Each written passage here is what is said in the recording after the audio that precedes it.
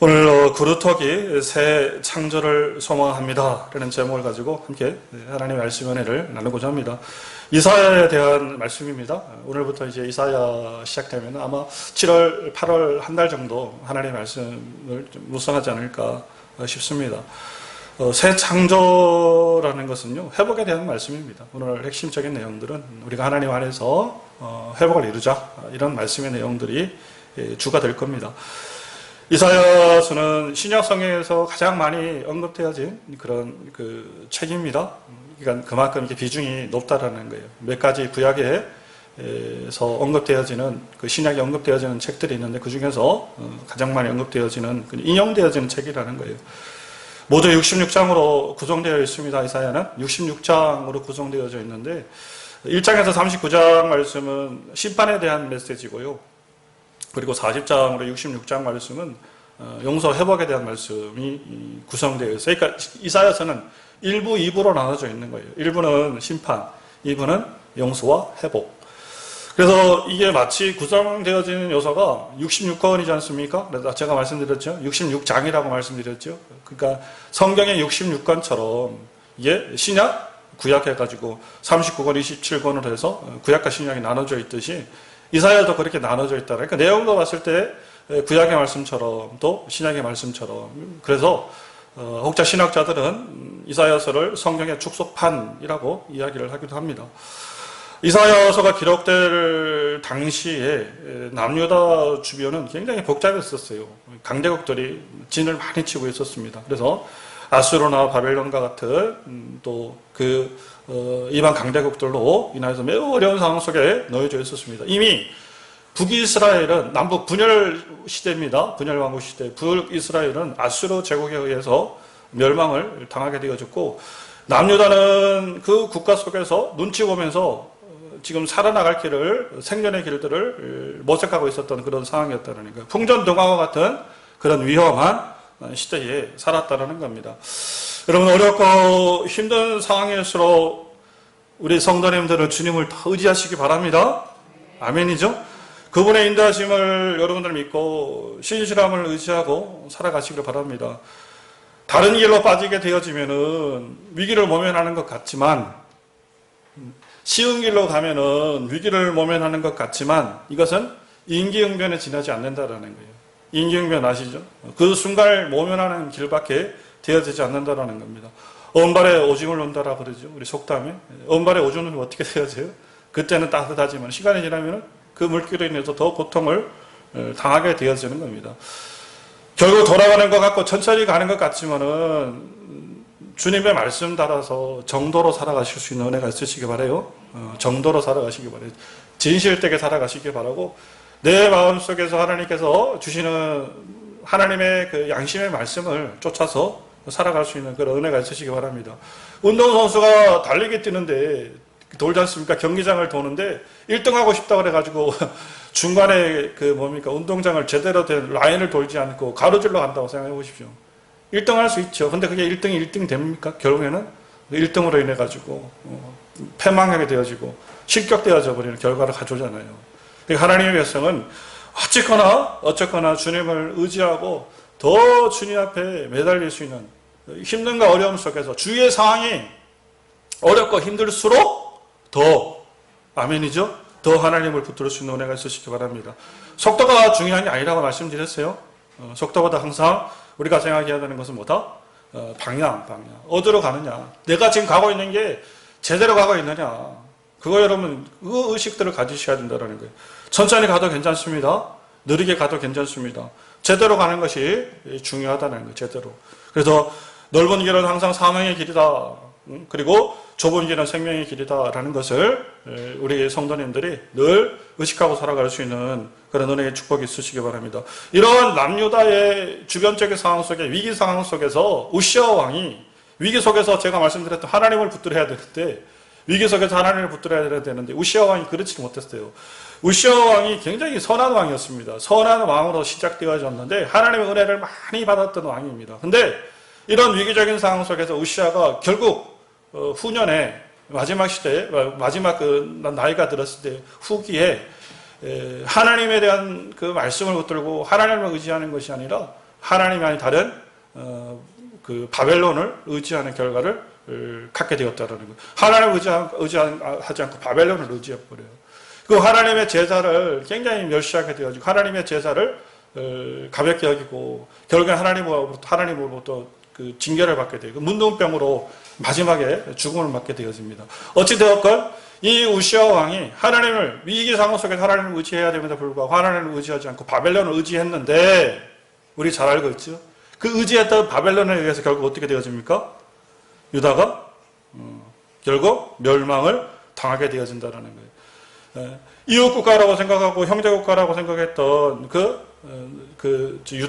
바벨론에 의해서 유다가 멸망을 당하게 되어졌다는 거예요.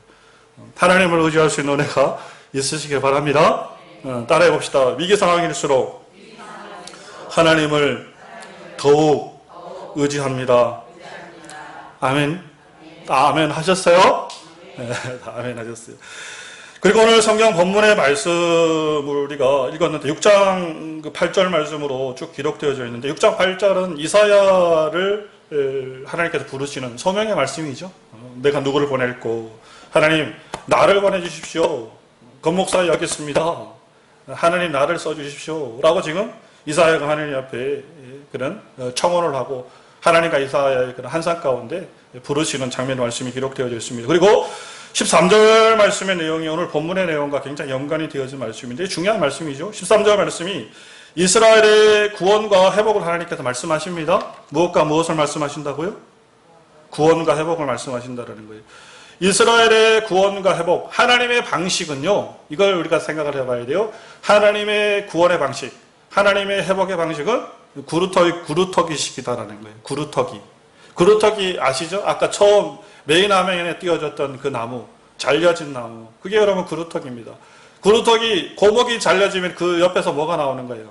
새싹이 나오는 거예요. 그러니까 하나님의 회복의 방식은, 하나님의 그런 구원의 방식은 이 구루터기식 방식이라는 거예요. 이것이 여러분 새 창조를 의미한다는 겁니다.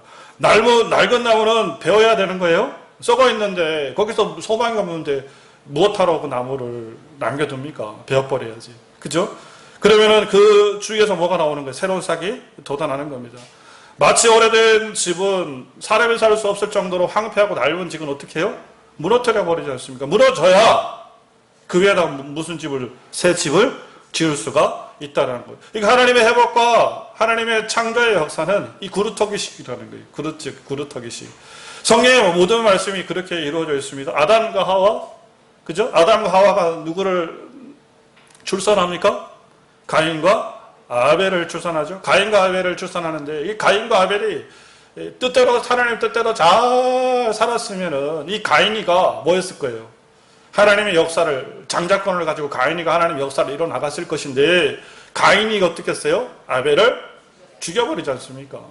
그럼 하나님께서 가인을 데리고 와가지고 씻으시고 깨끗하게 해가지고 가인으로 인해가지고 하나님께서 역사를 계속 하나님의 경륜적 역사를 이뤄 나가야 되는데 하나님 그렇게 하지 않으셨어요.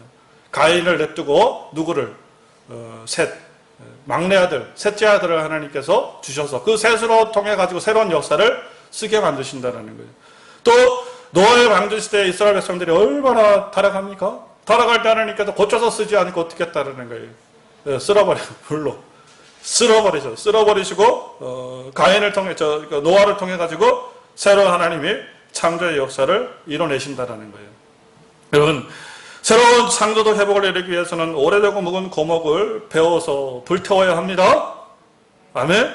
새싹으로 새롭게 돋아나는 것을 새롭게 해야 될 줄 믿습니다. 우리 신앙생활에서 버릴 것은 버리시고 새롭게 할 것은 새롭게 할 수 있는 은혜가 있으시기 바랍니다. 자, 버릴 것을 버리자. 새롭게 할 것은 새롭게 하자. 버릴 것은 버리시고 새롭게 할 것은 새롭게 할 수 있는 은혜가 있으시기 바랍니다. 그것이 여러분 새 창조의 역사라는 거예요. 그래서 그루터기 새 창조의 역사를 이루기 위해서 우리들에게 필요한 것이 뭐냐? 1장 말씀 속에서 하나님께서 이스라엘 백성을 향해 가지고 그 말씀을 우리들에게 주고 있다라는 겁니다. 이사야 1장 2절, 3절, 4절 말씀에 보니까요. 자, 무슨 말씀이 기록되어 있습니까? 1장 2절 말씀 한번 읽어볼까요? 시작. 하늘의 아들이여 땅이여 귀를 기울이라. 여호와께서 말씀하시기를 내가 자식을 양육하여 그들이 나를 거역하였도다. 3절. 소는 그 인자를 알고 나귀는 그 주인의 구유를 알건만은 이스라엘은 알지 못하고 나의 백성은 깨닫지 못하는다 하셨도다. 4절 슬퍼도다 범죄한 나라요 허무진 백성이요 행악의 종자요 행위가 부패한 자식이로다. 그들의 여호와를 버리며 이스라엘의 거룩하신 이를 만연히 여겨 멀리하고 물러갔도다. 여러분 먼저 그루터기 새 창조를 이루기 위해서는 첫 번째 중에 아들의 형상을 이루셔야 된다는 거예요. 따라해 봅시다. 아들의 형상. 아들의 형상을 이루셔야 됩니다. 하나님의 자녀의 형상을 이루셔야 돼요. 하나님의 자녀답게 살아가십시오. 사단의 쫄개처럼 살아가지 말고 하나님의 자녀처럼 살아갈 수 있는 은혜가 있으셔야 돼요. 이사야 1장 오늘 읽었던 2절로 기록되어진 말씀 한번 보십시오. 하나님의 자녀를 삼았는데 그 자녀가 하나님을 거역했다라는 말씀이에요. 하나님을 거역했다. 하나님을 거역하니까 사람이 뭐가 되어지는 거예요? 하나님이 뭐라고 표현하고 있어요? 짐승. 근데 그것도 여러분 양반입니다. 사실은 짐승보다 못한 존재에서 표현하고 있는 거예요. 그죠? 3절 말씀에 소는 임자를 알고 그 다음에 나귀는 주인의 구유를 안다라고 그래요. 소와 나귀는 주인을 알아본다라고 얘기하는 거예요. 근데 하나님의 백성, 하나님을 거역한 이들은 하나님도 알지 못하고 짐승보다 못한 존재로 전락하고 말았다라는 거예요. 그래서 하나님께서 이러한 존재를 뭐라고 말씀하시냐면은 부패한 자식이다 얘기를 하는 거예요. 부패한 자식. 부패한 자식이 되지 말아야 됩니다. 하나님의 아들의 형상이 회복되어지는 은혜가 있으시기 바랍니다. 인간이 타락하면은 부패하면은 짐승보다 못한 존재가 된다는 거 우리가 잘 알고 있죠. 얼마나 많이 봅니까? 얼마나 많이 봅니까? 뉴스를 통해서 매스컴을 통해서 그죠? 야 정말 여러분 사람이 타락하게 되어지면요 짐승도 그렇게 하잖아요. 근데 짐승보다 더 악랄한 정말 사단의 쫄개가 되어지는 그 상황 속에 사람이 처해져 버린다는 거예요. 하나님은 그걸 지금 말씀하고 있다는 겁니다. 썩은 것은 버릴 수밖에 없어요. 부패한 자식 말씀드렸잖아요. 부패한 것은 버릴 수밖에 없어요. 고쳐 쓸 수 있는 것도 아니라는 거예요. 썩은 것은 새도 먹지 않습니다. 썩은 것은 새도 먹지 않더라고요. 여기 무화과나무 있잖아요. 무화과나무. 새하고 저하고 전쟁이 났다고 그랬죠. 무화과나무 그냥 새하고 저하고 전쟁이 나가지고 딸이 지금 새가 먹니 내가 먹니 뭐하고 맨날 새가 오면은 사무실에 앉아있다가 쫓아가면 새는 도망가고 또 사무실 들어오면 새는 오고 그래가지고 우리 연민수 권사님이 보다 못해가지고 열매를 싹 다 따버렸네. 그러니까 새들이 와가지고 당황을 하는 거야. 이게 틀림없이 어제까지 있었던 열매가 지금 다 어디 갔냐고. 그거 익지도 않았는데 열매가 다 어디 갔냐고. 새들이 당황해가지고 지네끼리 막 찍찍 난리를 치더라고. 어느 날 갔더니 이 무화과나무 하나가 멀쩡한 놈이 하나 있는 거요. 야 희한해. 새도 안 먹었어. 야 옳다커니 저따 저거 어쩐 일로 저게 새가 저걸 안 먹었냐. 그래 가봤더니 웬걸? 썩었더라고요. 썩었더라고. 뒷면이 이렇게 썩어져가지고. 그러니까 이 짐승들도 희한한 거예요. 짐승들도 부패하고 썩은 것은 쳐다도 안 보고 먹지도 않더라고요. 하나님께서 오늘 성경의 말씀을 통해서 거역하는 자, 하나님의 형상으로 회복되어지지 못한 자, 거역한 자를 부패한 자식이라 그래요. 새도 안 먹는 거예요. 새도 안 먹는 거. 하나님 앞에서로 부패한 열매가 되지 않길 바랍니다. 아들의 형상이 회복되어지는 은혜가 있으시기 바랍니다. 새롭게 되기 위해서 아들의 형상이 되기 위해서 어떻게 해야 됩니까? 거역하면 안 된다는 거. 말씀 속에 기록되어져 있죠. 내 백성이 뭐 했다? 내 자식이 나를 1장 2절 속에 거역했다라는 거예요. 거역의 반대말은 뭐죠? 순종. 그럼 간단하게 답이 나오네. 그죠? 간단하게 답이 나오죠? 아들의 형상을 이루기 위해서 우리는 하나님 앞에 뭐 해야 하는 자가 되어야 된다는 거예요. 순종하는 자가 되어야 된다는 거예요. 할렐루야. 쉽죠? 그죠? 얼마나 쉬워요. 거역하지 않고 순종하면 하나님의 자식이 된다. 여러분 순종할 수 있는 주의 백성 되시기 바랍니다.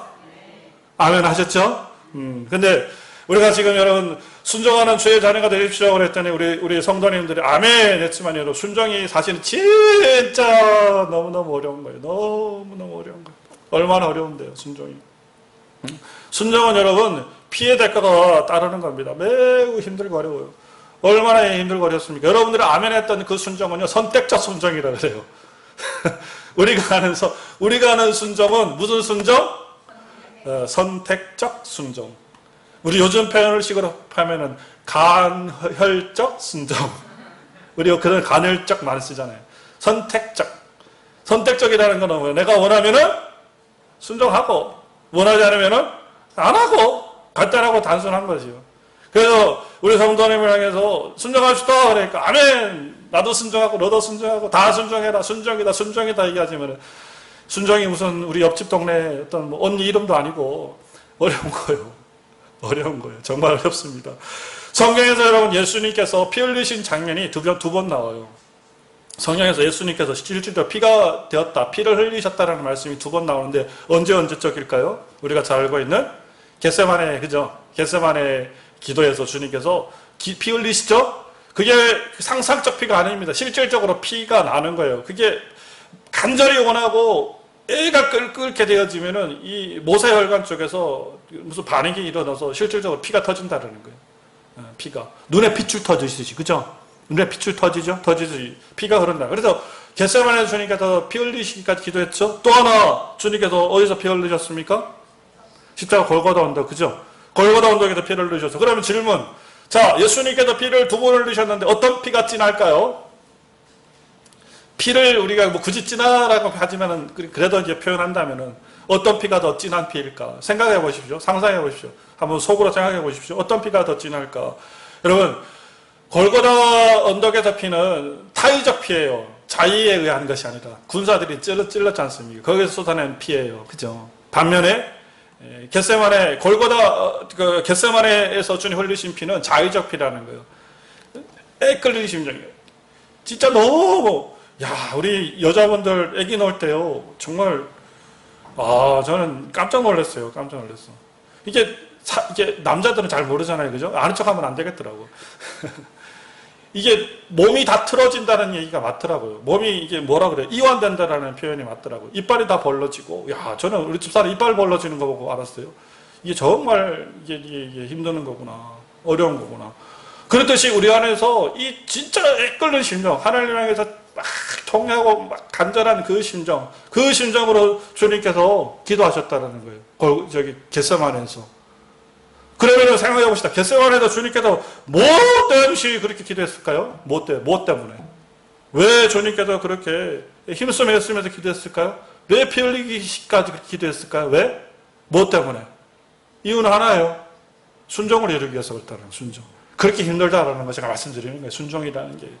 순종이라는 것이 그냥 우리의 입으로 아멘 해가지고 순종할게요. 그렇게 되어지는 게 아니에요. 우리 성도님들 앞에서 아멘 한 대로만 살았어도 지금 성자를 이뤘을 거예요, 아마. 그 뜻대로만 살았어도. 그렇죠? 그렇게 힘들고 어렵다라는 겁니다. 주님께서 겟세마네에서 나의 뜻이 아니라 누구의 뜻으로? 하나님의 뜻으로. 할렐루야. 하나님의 뜻으로 순종을 이루시며 주님 앞에 나갔다라는 겁니다. 여러분, 순종의 열매로 새 창조를 이룰 수 있는 은혜가 있으시길 바랍니다. 순종해야 새 창조를 이룹니다. 순종해야 새 창조를 이뤄요. 하나님의 말씀의 씨앗이 내 안에 떨어져야 돼요. 떨어져야 열매와 결실을 맺는 거예요. 아멘? 그 말씀이 나의 삶 속에서 행동으로 드러나져야 열매와 결실을 이루시는 겁니다. 그렇지 않고 맨날 와가지고 하나님의 말씀 뜻대로 내 삶 뜻대로 살아가면 맨날 그 자리예요. 그렇게 하시면 안 돼요. 한 걸음 한 걸음 하나님의 말씀의 뜻대로 살기 위해서 내 자의식으로 신앙이 아니라 하나님의 말씀의 뜻으로 신앙생활을 할 수 있는, 그래야 새 창조가 일어난다니까. 새 기적의 열매들이 우리의 삶 속에서 일어난다니까요. 그래 우리 정은교회가 다 그런 기적과 은혜를 체험할 수 있는 그런 놀라운 축복이 있으시기를 바랍니다. 그리고 두 번째로는 그루터기 새 창조를 이루기 위해서는 신령한 예배자가 되어야 됩니다. 이사야 우리 4장 11절로 12절, 13절, 14절 말씀 속에 기록되어져 있습니다. 신령한 예배자가 되어야 돼요. 형식주의 거짓된 예배자를 향해서 하나님께서 뭐라고 말씀하십니까? 마당 밟는 자라고 얘기해요. 마당만 밟고 간다. 또는 헛된 예물을 올린다. 또 가증하다라고 얘기를 하고요. 또 악을 행하는 것이라고 말씀하시고요.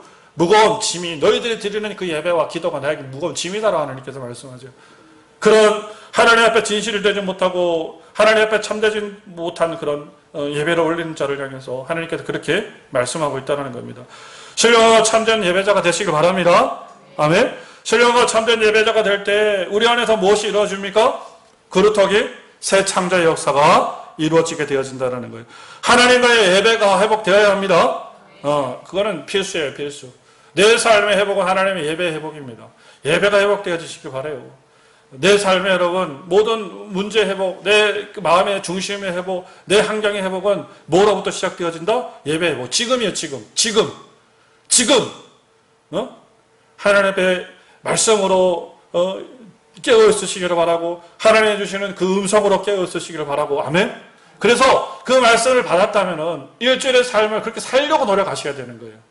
그렇게 되기 위해서 노력하셔야 되는 거예요. 아멘? 그것이 바로 영혼이 잘 되는 겁니다. 영혼이 잘 되면은 우리 요한일서 3서에서 뭐라고 말씀하고 있습니까? 영혼이 잘 되면은 범사가 잘 되고 강건한다라고 말씀하고 있지 않습니까?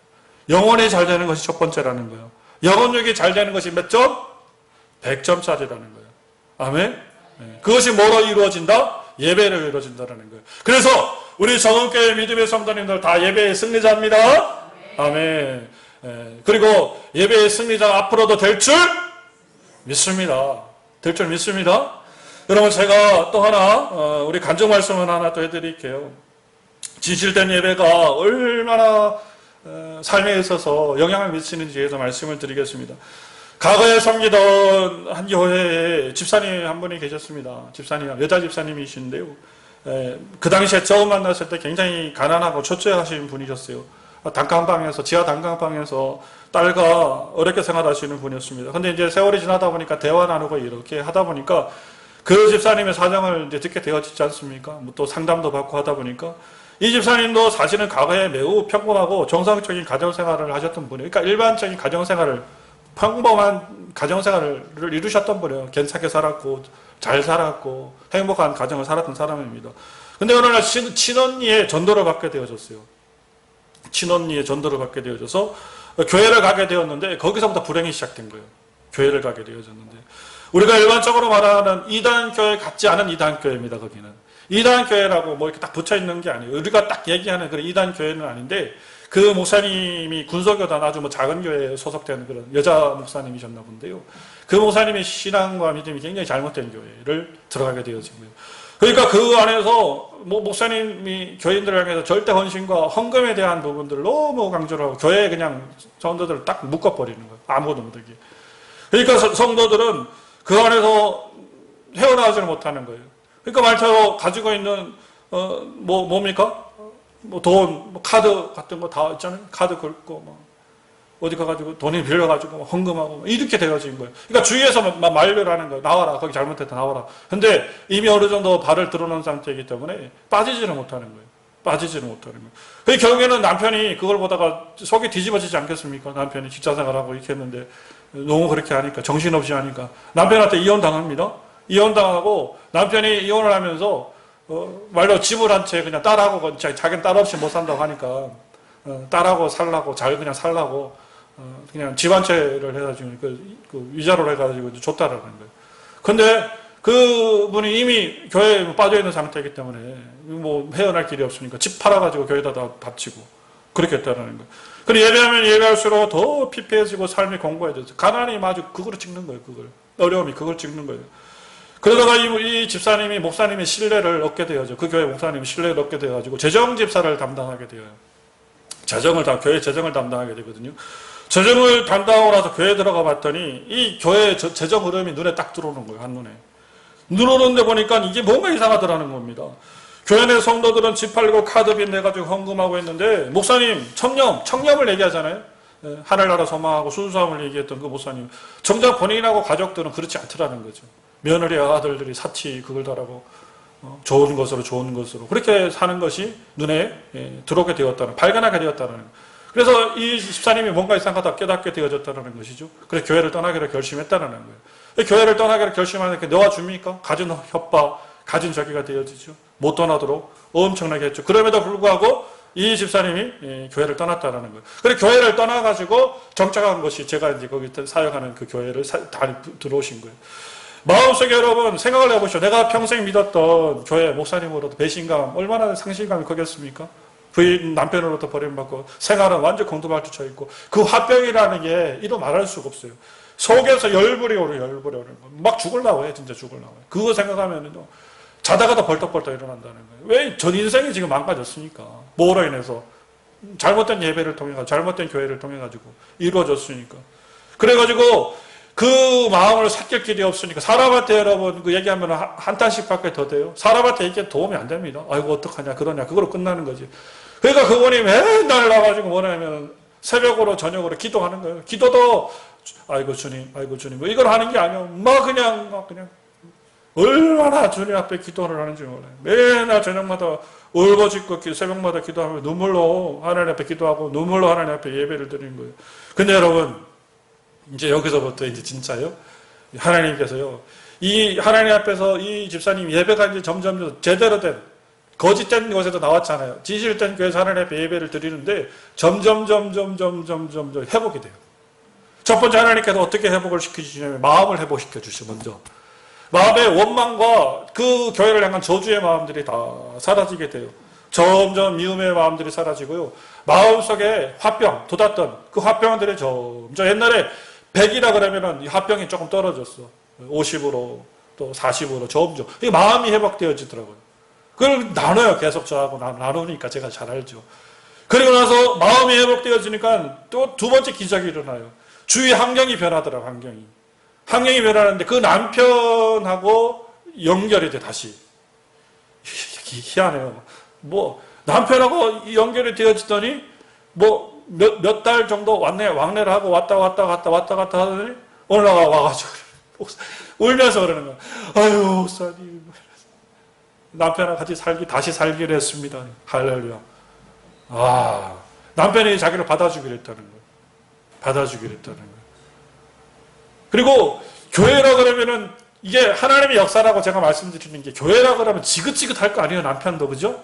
근데 그 교회에 다니는 허락을 해주더라는 거예요. 그래가지고 그 졸지에 지하 다락방에서 벗어나가지고요. 남편이 능력이 있으신 분이에요.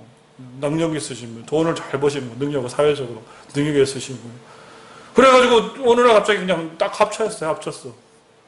그리고 이 하나 있는 딸이 있는데 딸이 고등부 시절에 교회에서 얼마나 헌신했나 몰라요. 반주하면서 얼마나 헌신하고 찬양대로 헌신하고 막 헌신했어요. 근데 이 딸이 실력이 여러분 이게 예체능 쪽이었는데 얘가 돈이 없으니까 레슨 받기 힘들고 하니까 좋은 데를 못 들어가잖아요. 그죠? 그래서 그 고3 때는 좋은 데를 다 떨어졌어요. 그러니까 대학교를 다 떨어졌어요. 근데 재수 1년 딱 하고 나서요. 예체능교 쪽으로 여러분 알아주는 있잖아요. 예체능교로 얘기하면 서울대라고 얘기를 해요. 동아방송대라고 엄청 유명한 데거든요. 그래서 서울대에 해당되는 거예요. 거기에 작곡하는 데요. 작곡. 거기는 대한민국에 1명, 2명 뽑는데요. 거기에 합격을 해버려요. 기적이라고 얘기해요. 기적. 본인들이 와서 기적이라고 얘기합니다. 근데 이런 일들이 어떻게 일어나냐라는 거죠. 제가 다시 말씀드립니다. 뭐가 회복되어지면은 예배가 회복되어지면은 할렐루야. 예배가 회복되어진 삶의 모든 것들이 회복되어진다는 거예요. 아멘. 그래서 예배가 회복되어지면은 새 창조의 역사가 우리 안에서 이루어진다는 겁니다. 아멘. 그래서 우리가 무엇을 하든지 하나님 앞에 예배를 회복시킬 수 있는 그런 은혜의 축복이 있으시길 바라요. 오늘 하나님께서 이사야서를 통해 가지고 그루터기의 거목을 베셨습니다. 그리고 새싹을 하나님께서 창조해 내십니다. 그 안에서 하나님께서 아들의 형상을 통하여 우리를 순종하게 원하시는 거예요. 그리고 그 순종을 통해 하나님께서 우리들에게 새 창조, 새로운 역사를 하나님께서 이루시기를 원하신다는 거예요. 또 하나, 예배의 회복을 통해 가지고 하나님께서 우리들에게 기적의 은혜를 베푸시기를 원하신다는 거예요. 아멘. 오늘 개인의 삶 속에서 여러분 이러한 은혜가 있으시기 바라요. 하나님은 어떤 하나님이시다? 죽어 있는 하나님이요, 살아계신 하나님이요? 살아계신 하나님이요. 살아계신 하나님이심을 믿습니까? 정말이십니까? 정말이십니까? 그러면 정말이시면 우리 손 한번 들고 아멘 한번 합시다.